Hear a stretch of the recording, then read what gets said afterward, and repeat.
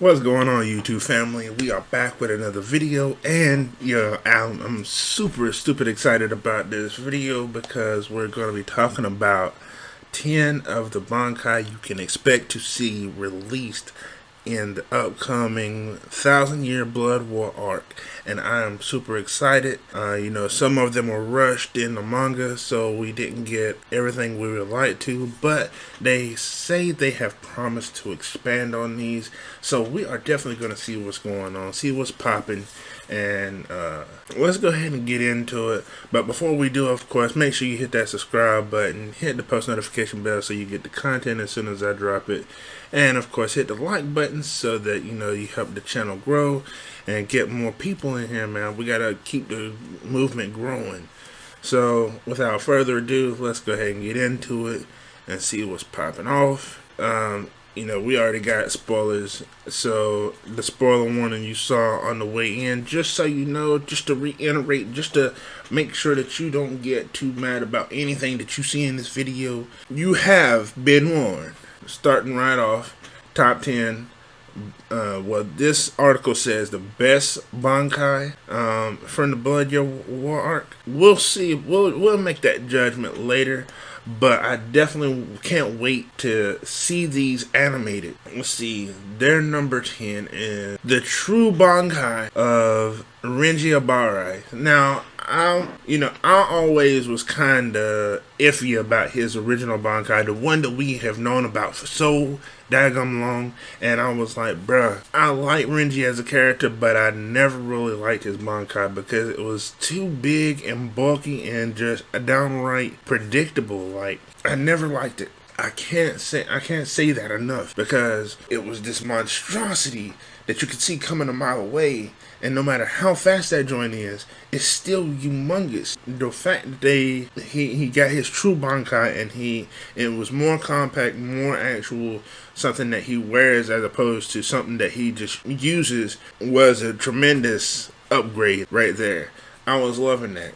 I won't tell you too much more. And you see the picture, but like I said, we'll see more when anime comes back in October, and I can't wait. So let's go on down to the homie Ichiba. This man in itself, if you haven't read the manga, you don't even know who this is, but he is one of the Zero Squad.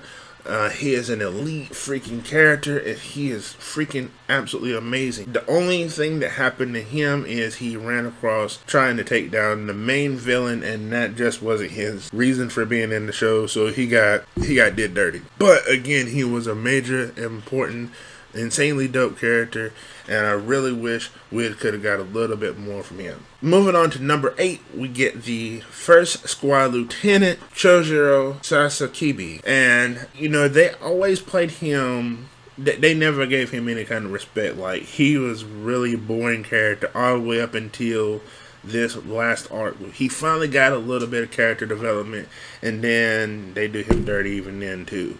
But at least they give us a little bit of something, because they show off his Bankai. And believe it or not, the only Bankai thus far that has ever done any kind of damage, real damage, to Head Captain Yamamoto. So that was rather freaking interesting, and I can't wait to see this animated, even though we're not really going to get a chance to even see much of it. Moving on to number 7. This fight, first off, for this list, this said that this is the best. This should definitely be higher. I don't know why they have it at 7, but this is absolutely amazing Bankai, and a true perfect Bankai for somebody that you would expect the first Kimpachi to have. Because of course we know with the history of Kimpachi, they're bloodthirsty warriors.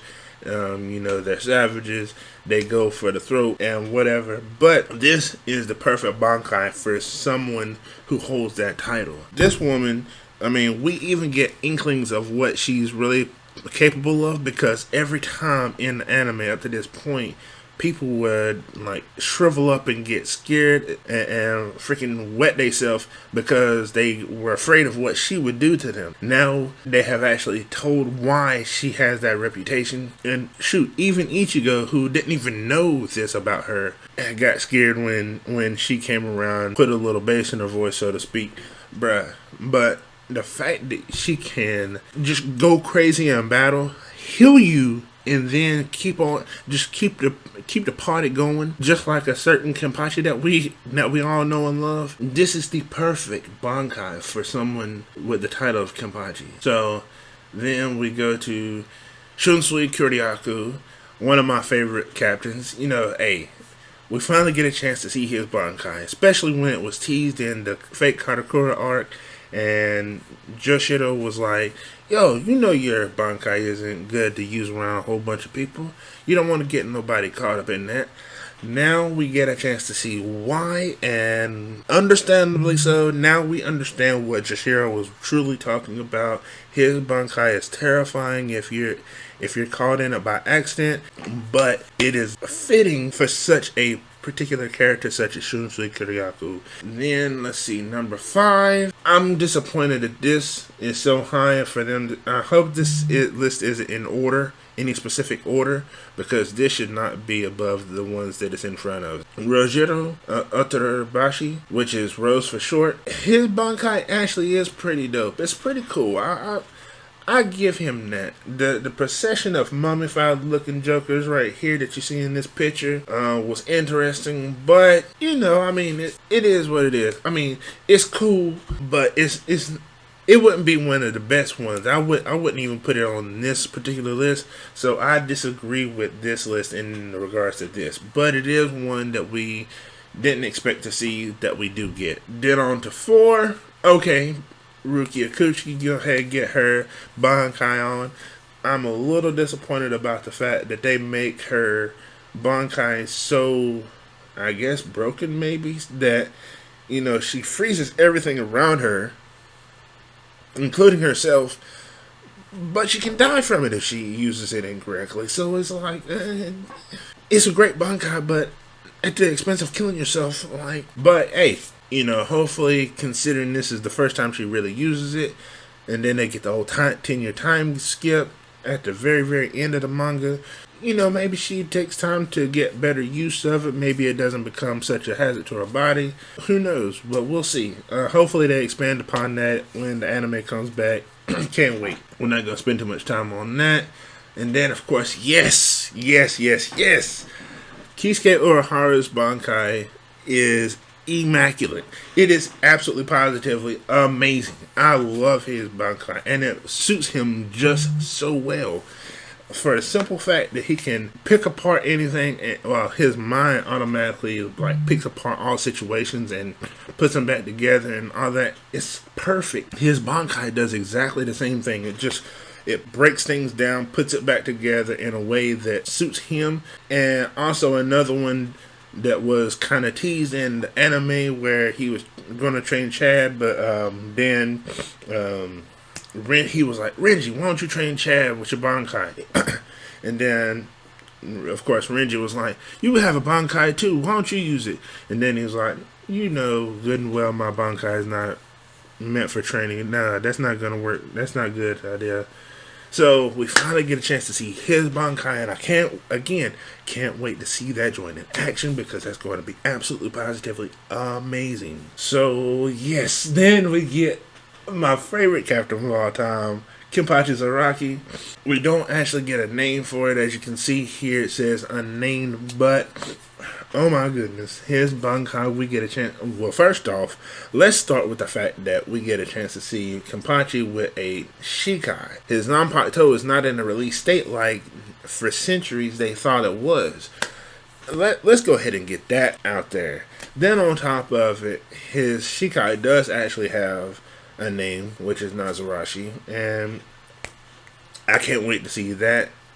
Man, I can't wait to see any of these. So I hate to keep on repeating myself in that regard, but I'm such the Bleach fan. If you can't tell already from the fact that my profile picture, and then of course, the way I am with this video, man, this freaking Kimpachi Bankai goes so ham, goes so crazy.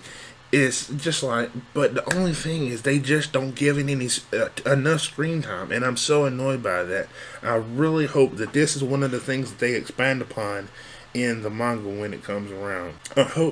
I really, really hope that they give it a little bit more screen time, a little bit more love, and don't tease us like they did in the manga. I really hope so. So, let's move on to last but not least. Of course, it would have to be Ichigo, which this is only his true Zanpakuto. It's not even his true Bankai. So, I don't know why they actually mention that, because Ichigo's true Bankai gets stolen from us because, well, Yuhanbach is afraid of it. He's already seen the future where Ichigo releases his true Bankai. So, we get cheated out of that. And that's actually one of the things that I'm not looking forward to. I can't believe I'm actually even saying this, but that is one thing I'm not looking forward to in regards to this upcoming Blood War arc.